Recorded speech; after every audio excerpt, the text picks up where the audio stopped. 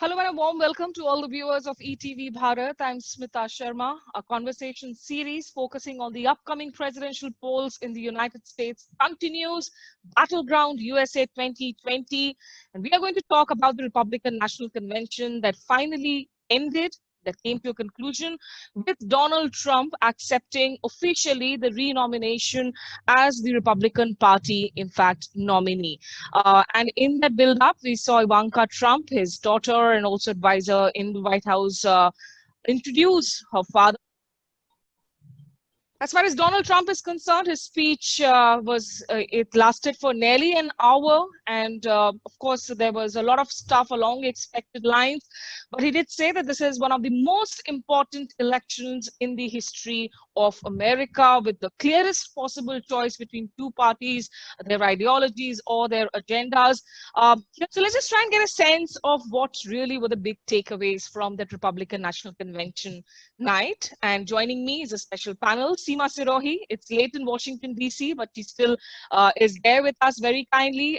She's a senior journalist, a seasoned columnist, and somebody who keeps a very close eye on both the Indian and the American, in fact, political systems. Seema, glad to have you on the show. Thank you. Also joining me, Varghese George, who is the associate editor of The Hindu, and he has authored a book, in fact, just sometime recently in the past called The Open Embrace, that looks at Indo-US ties in the Modi-Trump era. Varghese, many thanks for joining us. Thank you. Thank you, And Smita. finally, I have Priyank Mathur, who is the CEO of Mythos Labs, that looks into countering violent extremism, uses humor as a tool. And Priyank, in fact, shuttles a lot between Boston and New Delhi. Priyank, glad to have you here on the show as well. Thank you, Smita. To start off with you, Seema, I mean, we've been hearing a lot of this buzz and criticism about how the White House is being used as a political prop, breaking conventions and traditions by the Republican National Convention. What really was the biggest how did you sense the mood tonight when you saw Ivanka Trump introduce Donald Trump and all these speeches being made and all the, in fact, delegates who were brought in there? So there were about 1,500 people in the White House lawns. Hardly anyone was wearing a mask. Yes. That in itself was kind of noticeable. The chairs were very close to each other. So, it was as if a pandemic is not on. In fact, one of the speakers spoke of the pandemic in the past tense. So it was like we were in a different reality, an alternate universe, what have you. On one of the entrances to the White House, there were protesters and police, were guarding the gates. I felt that it was like, two different countries. And that's been the case for a while. But today it was in such stark terms. It was put in words what Trump had to say, what the Vice President Pence said yesterday, that if Joe Biden wins, it will be not America as you know it. They painted a vision of an un-America, like a different country altogether, run by socialists, by mobs, by anarchists. So it was fear-mongering. It is a lot of fear-mongering. And in fact, before I go on to the other issues, Seema, just to stay on with that point that you started with, just to see no physical distancing actually being maintained in the lawns, and this entire narrative, is this really a denial? Because Donald Trump in his speech also spoke about the mortality rates having reduced by 80% since April. He's talking at a time when we are looking at 180,000 deaths in America because of coronavirus. Is this denial stemming from a fact that they think that this is not going to be an issue in the election year? It is going to be an issue. They know that, but they're giving this they're painting a picture as if the coronavirus is not as serious a problem as the other side is painting it to be. So they always talk about, Trump and Pence talk about ventilators and equipment that they've managed to produce. They never really talk about the deaths. And the other trick they used in the convention was to sort of sympathize with the families of those who lost loved ones to the pandemic. Uh, so yeah, it's like it doesn't exist, or it exists in a different realm, and constantly talking about a vaccine that may be developed before the end of the year. And some polling has shown that if he can promise the people even a hint of a vaccine, Hmm. he stands to gain. That is Hmm. Trump. Trump stands to gain. Right. That's So basic. it's perhaps a lot of wishful thinking or trying to brush things under the carpet when it comes to the pandemic by itself. George, what were your takeaways from the convention tonight from the speech that you saw Donald Trump make? Well, I think I would well I will accept all the facts as narrated by Seema, who went before me, and I would like to understand slightly different or suggest a different understanding of how those things were presented. Hmm. The book of the recent times, which we all have read, Yuval Noah Harari's *Sapiens*. So humanity survives by creating a story about what they are all about. So you heard a story today about what America is and should be from a Trumpian perspective. And we heard a story of what America is and should be from the Biden campaign a couple of Hmm. days ago. Now, at one level, both stories are equally valid or invalid. The success of who actually gets a majority support of their story is what determines an election. So in this contest between these two stories, as presented by Trump and Biden, I think Trump's story, as it was put out today, including the fact that, okay, we don't care for the virus, we are a civilization that does not surrender to the virus, but fight back and conquer and crush the virus. That is a linear narrative of American history as it Hmm. is presented to its own people and to the world. I mean, that's a country that actually believes in Americans went to Iraq to fight and establish democracy in the Middle East, to Afghanistan to take. So, so those are the stories that are continuously fed to American electorate Hmm. who actually would like to believe in that story. Therefore, the ambience, the optics, the fact that unlike Biden, Trump was not speaking to an empty space, but to a responsive crowd. All these things would matter.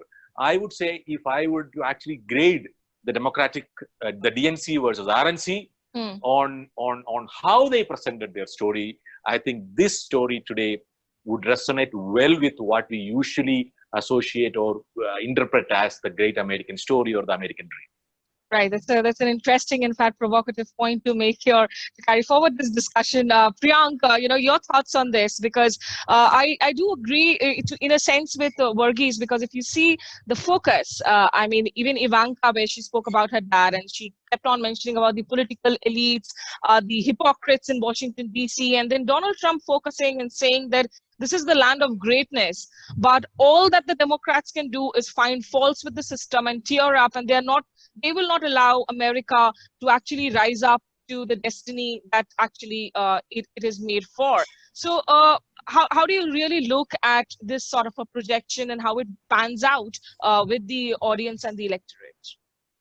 Well, I think that there were a few different goals that Donald Trump clearly had in this speech. One of the ones that, didn't surprise me so much was to talk about how tough he is. They mentioned killing ISIS, Qasem Soleimani, law and order. We've seen that theme come up again and again. Vice President Mike Pence mentioned that, many other speakers. So that wasn't so surprising. But the surprising part was, and I'm sure you guys noticed this too, there was a deliberate attempt to portray Trump as compassionate and kind throughout the convention, not just today. You had several speakers, the great grandmother whose sentence he commuted, saying, "I wouldn't be free if it wasn't for Trump's compassion." You had Jaron Smith, one of his top advisors in the White House, saying, "I just wish people could see his endless kindness and the conscience that he's guided by." So I think that was an acknowledgement, a tacit acknowledgement by the Republican Party that the Democratic attacks on Trump's character might be landing, or at least might be enough of a threat to try and proactively mitigate. So that was a little surprising to me. And I agree with Varghese that this was a contrast of two stories. He was trying to say, here's the story of America under Biden. This is what you're going to get.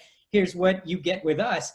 The things that I think, the strengths, what landed really well, I think, from Trump's point of view, was his attacks on Biden's policy record. I think that's going to be very tough for Biden to defend, blaming Biden for exactly the kinds of endless wars and trade deals that much of the Republican Party doesn't like. that's just going to be difficult. And I think Trump's political strategy is to try and draw Biden into litigating the past 47 years of his legislative accomplishments or failures, and keeping him from actually talking about what he would change about right now or the future.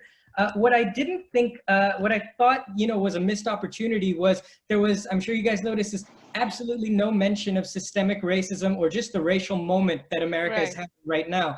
I mean, yesterday, the NBA, the WNBA, Major League Baseball, a number of other sports athletes from tennis, basketball, they canceled games. It was the largest sports protest in the history of American sport. Not a single mention of that. When they mentioned Kenosha, Wisconsin, I thought it was telling that Trump's main mention of that was, saying that we're going to impose tougher penalties for attacking law enforcement. So nothing about police reform. Even Giuliani mentioned police reform before Trump's. If you guys said that, there was a moment where we could have come together to do necessary police reform, but that acknowledgement was not there. The other thing that I think didn't quite land in the speech was his defense of the coronavirus handling. There were 3 different times he mentioned that he followed science and that this administration is about science and Biden wouldn't. I don't know if that attack is really credible, given even among Trump's own base and supporters. Okay. Seema, what Priyank is pointing out to you, do you think, I mean, to me, it would appear that it was deliberate that he did not bring up Kenosha in the way that people would have expected it to, because that's not the narrative that he wants to feed in, which is precisely why he's trying to paint this picture of mob violence, of unruly mobs, of a far left radical Democrat opposition. So would you see that that's, of course, the narrative that they are going to feed in? See, not talking about the racism in the manner in which the Democrats talk about it. I mean, that punch was not supposed to land that way. They're attacking it from another point of view. They had plenty of African-American speakers throughout the 4 days of the convention. People who had personally, had known Trump, or he had personally intervened in their lives. So there were plenty of heartbreaking stories. Plus, the only Black Republican senator made a very good speech as well on, I think, the first day of the convention.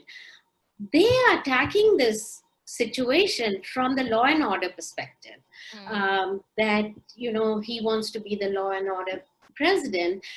They acknowledge the racism that he mentioned in his speech today, Trump, that 1,000 African Americans have lost their lives. I mean, that's his way of sort of coming at the problem. But what the Republicans gain from is that much of the violence is in Democratic controlled cities, and the Democrats haven't quite condemned it in as clear terms as one might expect. Today, Kamala Harris and Biden did say something, but for the Republicans, this is a major theme, that police are being, defunding of the police. That's a very big issue. And this is aimed all at the suburban voters who shifted to the Democrats, who have shifted to the Democrats, and Trump wants them back. They're quite crucial for his victory. Okay. Varghese, it always, in 2016, when I was covering the elections and you were posted in DC for the Hindu, and I remember listening to Trump's first, in fact, live campaign speech in Philadelphia. And it's always that uncanny sort of resemblance of what you hear a lot of the BJP narrative here, the ruling party's narrative here, and what, the kind of points, that entire constant sort of reference to the flag. Addressing every reference in the flag sort of a reference. So when it comes to this issue of race, how do you see it? Do you think that, today when he attacked, that be it Minneapolis, be it Kenosha, these are all Democrat-controlled cities, is he looking for a consolidation of the white, native, conservative votes against the Afro-American ones? Right. Okay. So this is an interesting point. I mean, I spend a lot of time observing and reflecting on exactly this point.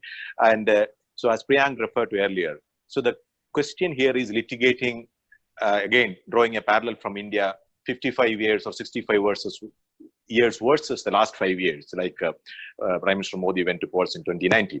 Hmm. So Biden will have to, whether he likes it or not, will have to be holding the can for a lot of the things that happened, including today, as I said, even the African American question. Repeatedly, Biden was linked to Bill Clinton's crime reforms, or whatever you call it, reforms of the 90s, and he will be asked to explain why his support for that, including China and including IS, and that is one part of it.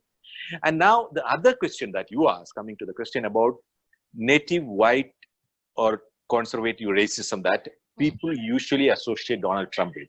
I have a serious disagreement or a slightly different observation on this question, which is as follows. When you say that BJP is a Brahmin Beniya party, just 1 second. Right. BJP is a Brahmin Beniya party. It is, you're talking about a past. BJP used to be that.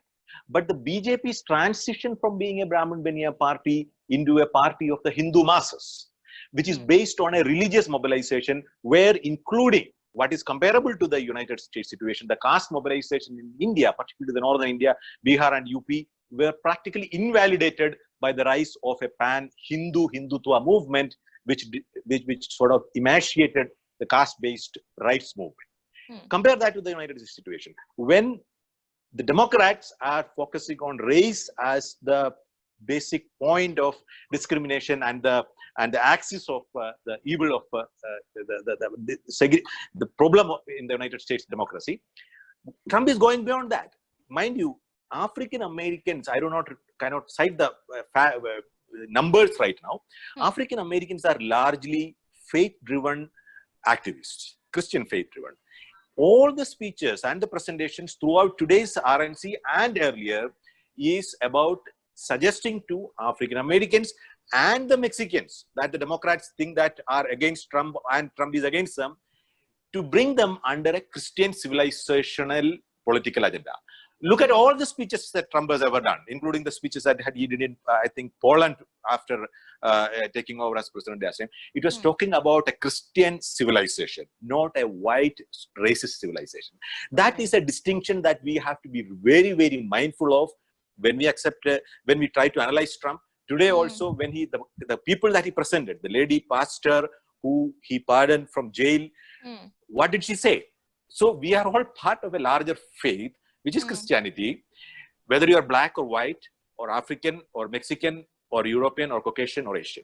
I think that is a theme that we'll have to be mindful of. And that is what Trump's presentation is. That is what his politics is. And it is not merely limited to white supremacy. White supremacy is actually a component of the whole thing. Again, you compare it with the BJP's politics. There is a component of, say, caste hierarchy and including the dominance of the Brahmins within the BJP establishment. But that is, you cannot reduce BJP politics only to Brahmanism, and you cannot reduce Trump's politics only to white supremacy. Okay, I'll get a reaction. Seema, you wanted to add something to it, I think. Yeah, I just want to say I would slightly disagree, with all due respect, that you can't superimpose the Indian equation on to the US to that extent, I would say. Okay. Because the sheer numbers of African Americans who vote for the Democratic Party is just enormous. You know, so yes, the Republicans would like to present this all-embracing Christian view. But the point is, they also do a lot of dog whistles constantly. Trump himself, you know, he's never actually condemned a racist attack in so many words. You know, he goes around it. Right. So that is, you can't fool the African Americans like on those issues. And the majority, especially African American women, are very, very loyal voters of the Democratic Party over the years.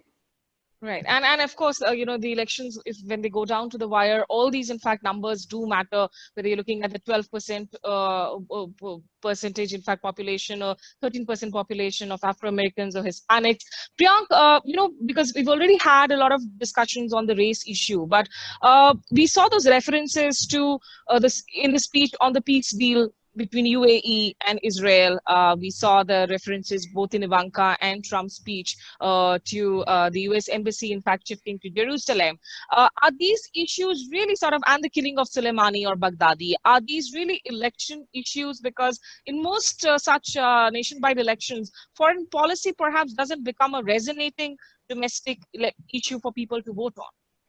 So you're right. I think normally, at least with American elections, foreign policy is not the deciding factor, but it can be if in two scenarios. One, I think in this case, it's special because Israel is a special subcategory of foreign policy because, as Verghese was mentioning and Asima was mentioning, faith is a big part of the right wing. And, you know, Israel is very closely associated with evangelical sort of right-wing faith.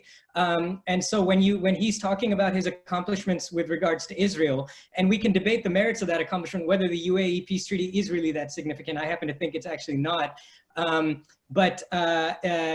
Regardless, just bringing up Israel, it's really more of a signal to the religious base than the foreign policy wants. That's what I think. Same thing with Qasem Soleimani and Baghdadi.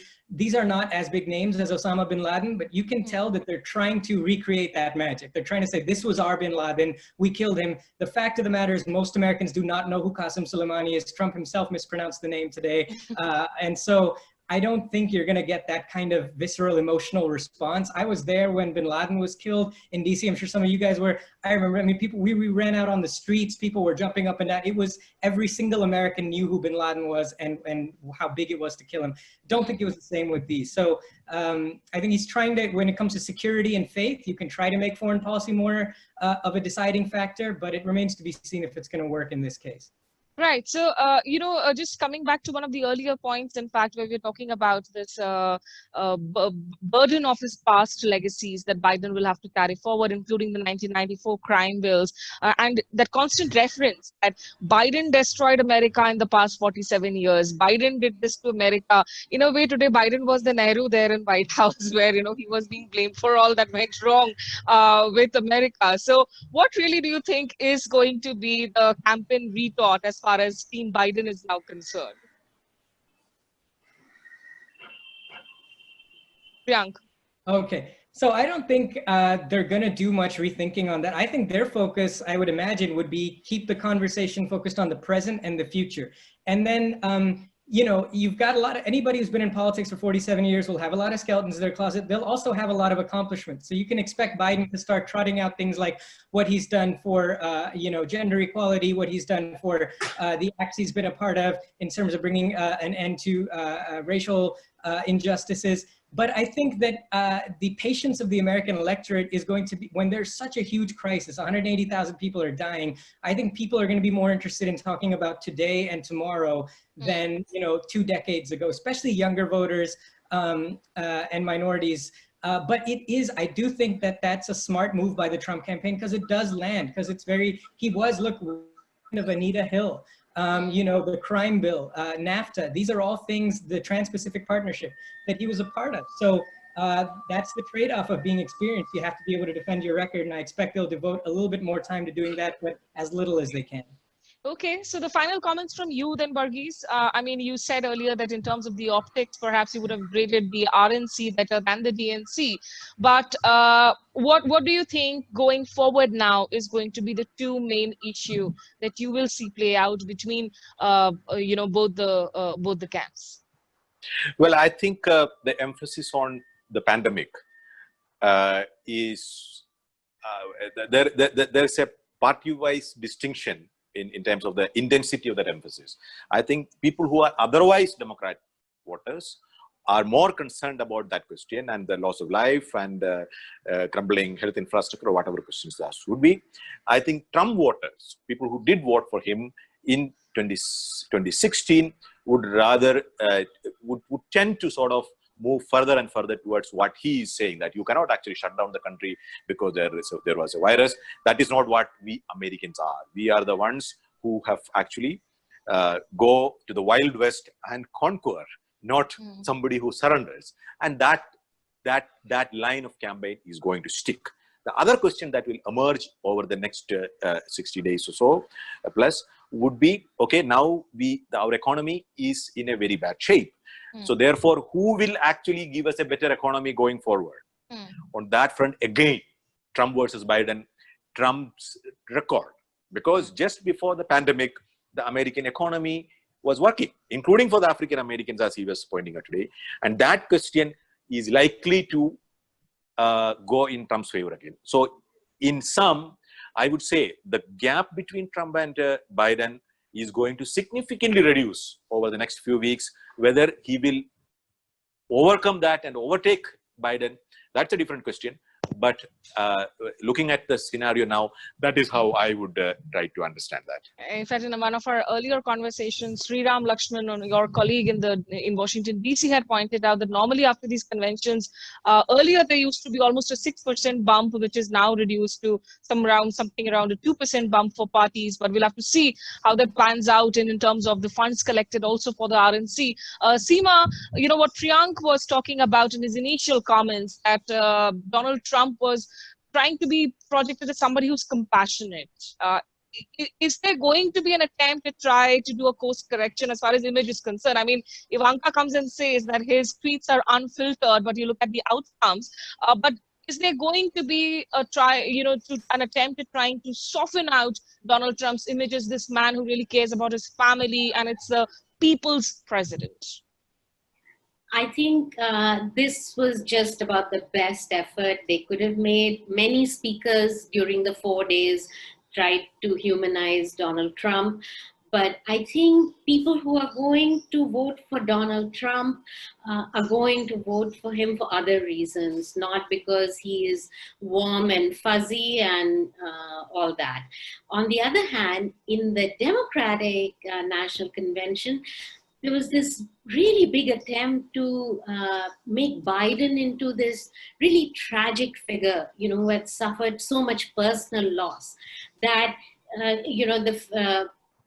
and really big attempt to arouse sympathy among the voters and ward off the left. You know, because a lot of the progressives in the Democratic Party don't embrace Biden so much because they think he's not left enough. So when you cut such a tragic figure, nobody can make a snarky comment after that, you know, even your own critics in the party. So I think going forward, they're just going to stick with, you know, defining Biden as a China lover. They call him Beijing Biden today on Twitter, one of the surrogates of Trump. So, and Biden has said himself, there's a clip on Twitter where he said that I've spent a total of 26 hours with Xi Jinping. And I can make things happen, etc. And Trump's tough line on China, given China's real life behavior, kind of works better, I would say. So in terms of foreign policy. In terms of domestic policy, if the cities keep burning and there's, you know, arson and violence, I think Trump gains from that as well. Right. So I think that's something that, in fact, Biden also sort of mentioned in his interview to Anderson Cooper, where he said that Trump is rooting for violence because this will help him sort of gain votes. Just a quick comment from you, Priyank. You know, what are you hearing back from your friends, colleagues, because there's a lot of noise around this postal ballot issue. If you could just briefly explain if this is a serious concern about votes really not being able to, people not being able to vote, or is this more like the EVM noise that we hear every time there's an election that's coming up in India now? Well, I was just talking to two friends, actually, one in the Republican Party, one in the Democratic Party earlier this week. And I think the consensus where they agree is that it's going to be messy, but not necessarily because of political maliciousness, but just because it's not been done at this scale before. A friend of mine was part of a city level election in New York recently. And she said even there was so much confusion about postmarking and, is it business mail? Is that accepted by the post office or not, et cetera. So I think everyone agrees it'll be a little messy. I think what people are worried about is not so much, at least on the Democratic side, they're worried that Trump might use the confusion to basically invalidate the results and to call them into question and do what he does so skillfully, which is, as Seema is mentioning earlier, you know, he just sort of dog whistles and alludes to things and implies things without Right. going so far as to say them in stone. And I think that can really get under the skin of his opposition, really energize his base. So I think that's what we have to look for, but hopefully it all goes, you know, it's whoever wins fairly. And clearly there's a lot that both, yes, Seema. I want to say one thing. That, there's a lot of controversy around the postal ballot, and people fear that it's going to lead to suppression of the vote. Because the dirty tricks department of the Republican Party apparently is already in, you know, doing things. People are getting robocalls already, especially Okay. African Americans, saying that if you go and, you know, use the postal ballot, the IRS is going to get your number and things like that. It's basically to scare people from voting. Okay. Okay. Then there's a lot of controversy around when the ballot is marked, like the postmark, right? It has to be at a certain time, otherwise it'll be considered invalid, etc. So mark my words, the postmark will be the hanging chads of this election. Okay. There might be a lot of court cases and things like that. Varghese? We're not going to know the result on November 4th, right? Okay. For the counting, it will take longer. So it may take a week to know the results. Right. So, Varghese, last comments? Do you see it becoming very messy in the week after the election? It could be, because there is a possibility that on the election day, we may not have a result, because some states are allowing votes to come in later on too. That apart, on the question of compassion, very quick line, again, my propensity to, my always to compare India with, so compassion and being tough actually go together. You see it in India. On the one hand, you have the figure of being an image of being compassionate, free chula to the suffering women, etc., etc. The one line. At the same time, a tough person who brings no dissent, no violence, no disorder, the police action against the activists, as you know. So I think in Trump's politics also, compassion has, here I would disagree with both my co-panelists. See, that is a component of Trump politics. So if you go all the way back to the 80s interview when he did with Larry King, which became famous later, as a builder, he was saying that while the Chinese and the Japanese and the Arabs are ripping us off, our poor people are dying in our street. New York, you see people dying. So whether he believes it or not, that's a different issue. And there was a reference. There was a reference, in fact, that's to the during the Republican National Convention tonight. But it's always interesting to see the kind of notes that can be exchanged between the world's oldest and the largest democracies. Clearly, there are a lot of parallels and there are a lot of lessons learned also from each other. But thank you so much. Appreciate you, Seema Sirohi, for finding time out for this conversation, despite it being very late in Washington, D.C. And Varghese George, as well as Priyank Mathur, for joining us from New Delhi. Thank you so much. And if all of you tuned into this conversation, and if you enjoyed this, do stay on with us in ETV Bharat as we continue to bring out the various aspects of the big Battleground USA 2020. For now, I'm signing off. Goodbye and take care.